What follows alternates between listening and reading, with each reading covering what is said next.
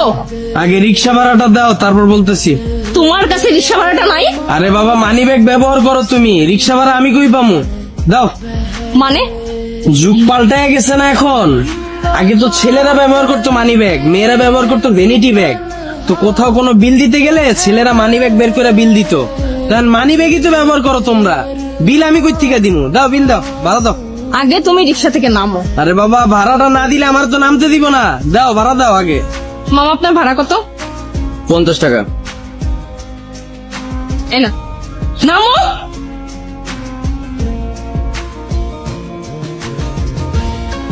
এখন বলো, এগুলো কেন পরে আসছো তুমি? আরে বাবা, বিশাল কাহিনী, চলো চা খাইতে খাইতে শোনামু। এই, তুমি কি আমাকে একটু শান্তিতে থাকতে দিবা না? তোমার শান্তির ঘরে আবার আগুন দিল কে? ফাইজলামি করবে না। তুমি এগুলো কি পড়ছো? তুমি কি ইদানিং চোখে কম দেখো? চোখের জ্যোতি কমে গেছে? 3 পিস পরছি, দেখো না? আমার না চোখের জ্যোতি ঠিকই আছে, আমি ভালো করেই দেখতেছি তুমি 3 পিস পরে আসছো। কিন্তু আমাকে এইটা বলো, তোমাকে 3 পিস পরে আসতে বলছে ডাকে? তোমারে যে প্যান্ট শার্ট পরে আসতে বলছে, সেই আমারে বলছে 3 পিস পরে আসতে। আমার রাগ উঠাবা না। ও, একদিন আমি 3 পিস পরে আসছি, এইতেই তোমার রাগ উঠে গেছে গা।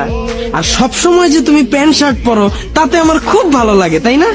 তুমি যেগুলো পরছো সেগুলো শুধু মেয়েরাই পরে। কেন? 3 পিসের কোথাও কি লেখা আছে নাকি যে এটা শুধু মেয়েদের জন্য, ছেলেরা পড়তে পারবে না?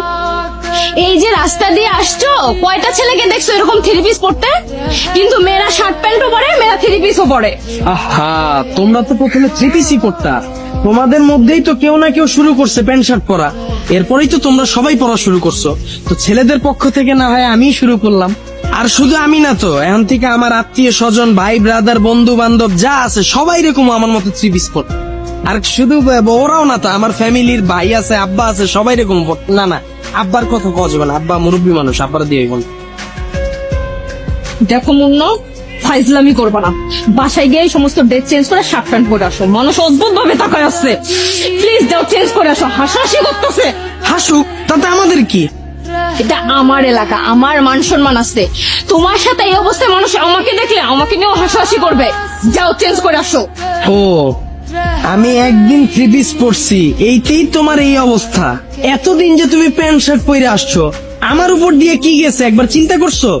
মানে এই যে তুমি প্যান্ট শার্ট পরা সব সময় আমার সাথে ঘুরো, আমার বন্ধু মহলের প্রায় সময় প্রশ্ন থাকে, তুই কি একটা ছেলের সাথে রিলেশন করস নাকি একটা মেয়ের সাথে? তুমি ছেলে নাকি মেয়ে এটা বুঝার কোনো কায়দা আছে? তোমার আমি যে 1000 বার বুঝাইলাম তুমি তোমার ড্রেস আপটা চেঞ্জ করো, তুমি তো আমার কথা শোনো নাই। তাই বাধ্য হয়ে আমি আমার ড্রেসটা চেঞ্জ করে দিই। কারণ অন্তত রাস্তা দিয়ে যদি আমি আর তুমি হাঁটি, সাধারণ মানুষ যেন ধরতে পারে এখানে একটা ছেলে আছে, একটা মেয়ে আছে।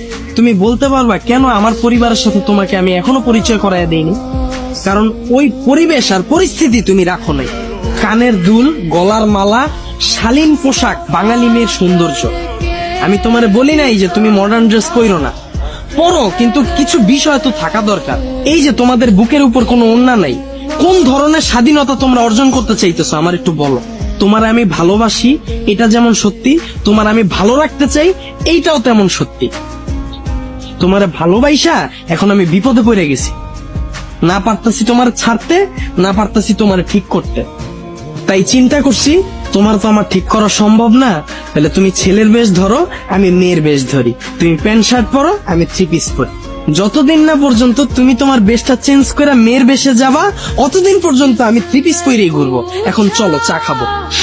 শোনো, আমি না বুঝতে পারছি, আমি আর এইভাবে চলাফেরা করবো না, শার্ট প্যান্ট পরবো না। এখন থেকে শালীন ভাবে চলাফেরা করবো, ঠিক আছে? আর শোনো না, তুমি না এখন গিয়ে প্লিজ এটা চেঞ্জ করে আসো, আমিও গিয়ে চেঞ্জ করে আসি। যাও প্লিজ।